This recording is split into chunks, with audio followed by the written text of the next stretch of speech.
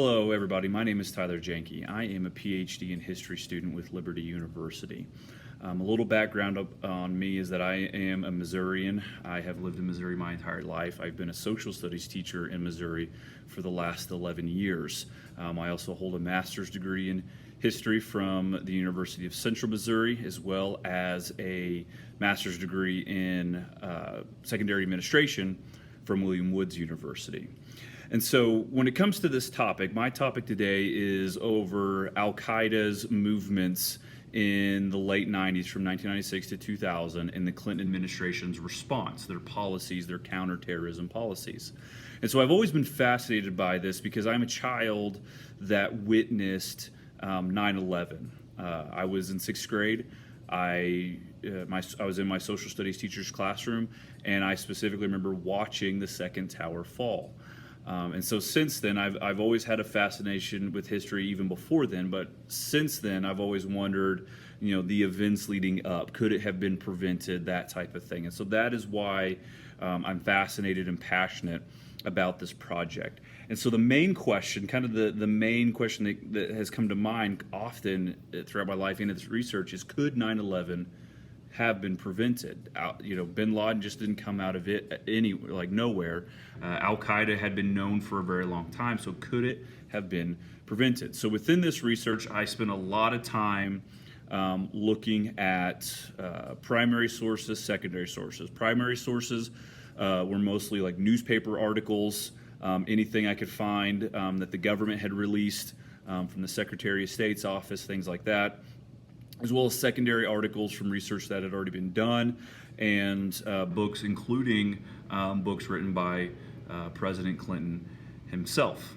And so in my research, I have focused on really three different sections. So I started out with 1996, 1997, 1998, 1999, and then 2000. And so I narrowed it down to three main events. And so the first event happened in 1996 on June 25th. And that is the attack on the U.S. military base at the Khobar Towers in Khobar, Saudi Arabia. And so up to this point, bin Laden had been very vocal about the United States specifically, but Western powers getting out of the Muslim world. He did not want Muslim influence. He did not want U.S. influence in the Muslim world. He wanted them out. And this really stemmed from even back before, during the Persian Gulf War, when bin Laden actually approached the Saudi government asking them to not allow the United States to come in and protect them with the Gulf War. Obviously, the United States had a lot more money, a lot more resources, bigger military, and so ultimately the Saudis came in. It's bin Laden's home country, and since then we've had a very close relationship with Saudi Arabia. And so that angered bin Laden. And so the first attack was on the Khobar Towers, where this was kind of loosely tied because bin Laden hadn't quite got as vocal yet about claiming these attacks, but some Al-Qaeda operatives filled a large truck full of explosives, tried to enter the base but couldn't, and so they parked in a parking lot just outside of the fence and then blew up the truck.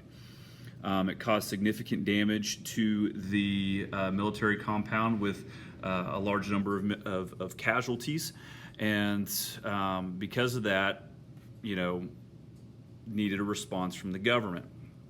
And so President Clinton, not his first opportunity to respond to Al-Qaeda attacks, but definitely an important one. And so what he did is helped and sent agents over to try to find those who were involved.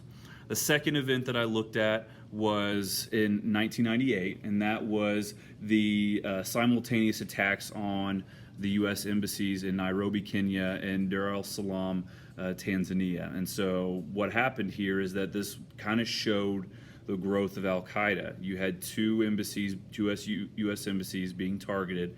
Bombs went off about 10 minutes apart from one another and caused significant damage. The attacks killed a total of 224 people and wounded about 4,500 others, not just U.S. citizens, but mainly citizens of those two countries. And so in response to that, the Clinton administration went ahead and actually had a military action, and they blew up a pharmaceuticals factory that believed to have ties and were creating chemical weapons for Al-Qaeda. That was later disproven. And then they also bombed an Al-Qaeda camp, hoping to get bin Laden because he was frequented there, but didn't. And the last attack, or the last event I looked at, was the USS Cole. That is where two suicide bombers filled a small boat full of explosives and actually ran into the side of the USS Cole and killed servicemen and wounded many others. And so all three of those events, and with that event, Clinton didn't do anything. This was in October of 2000. He was leaving office very soon. Did not do anything. He took a lot of heat for that. Still takes a lot of heat for that. And so really, all of these kind of show the growth of the boldness of Al-Qaeda, but also it shows just how the Clinton administration kind of ebbed and flowed on their policy towards Al-Qaeda. And bin Laden specifically. And so there could have been some actions taken there to actually take out bin Laden prior.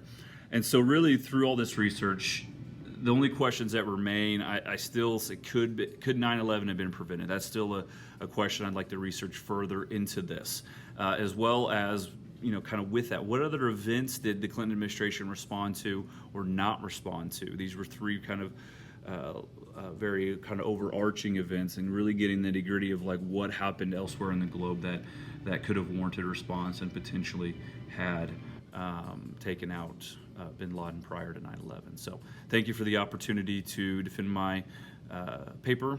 Hope you have a great rest of your day.